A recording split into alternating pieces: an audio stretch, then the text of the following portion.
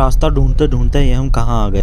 Hello everyone, welcome back to unfiltered Narula. So last vlog में आपने देखा हम लोग गए थे नाइट आउट पर एंड बहुत डांस और मजे करे थे। तो welcome to Khargone series episode 4। अब कल 6 बजे सोने के बाद ना सुबह इतनी थकान हो रही थी, पता नहीं सूरज कौन से साइड से निकला था आज कि हम फिर भी जल्दी उठ गए थे। And then someone no one was not abnormal, तो वो नहाकर बाबू सोना बन गया था एंड जेठालाल जैसे उसका चाय नाश्ता चल रहा था। एंड इसी बीच सोम हमारी वापस की टिकट्स करवाकर हमें भेजने में लगा हुआ था। उसके बाद सोम को जबरदस्ती ब्रश करने भेजा। एंड आओ मैं कुछ बताता हूँ, बैठे बैठे क्या करे, करना है कुछ काम, बेरोजगारी का शिकार बनकर कैसे करे आराम।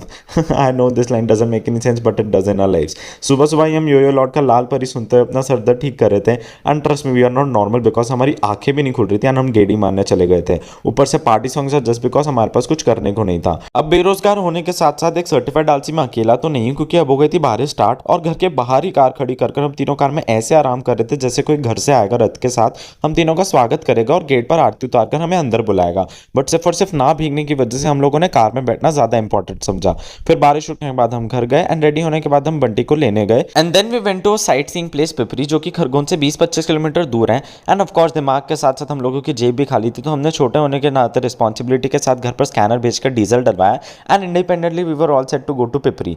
बंटी का ये चिकनी चमेली डांस देखकर आई प्रेफर्ड कि मैं बाहर के व्यूज देख लूं, क्योंकि मौसम बहुत ही सेक्सी हो रहा था। एंड इस पीसफुल मौसम में अगर मैं जिंदा हूं तो सोहम पीसफुल नहीं रह सकता। वो बेचारा स्नैप ले रहा था एंड मैं बार बार वॉल्यूम कम कर रहा था। एंड सोहम को इरिटेट करते करते हम वहां पहुंच गए थे and the rest you can see by yourself.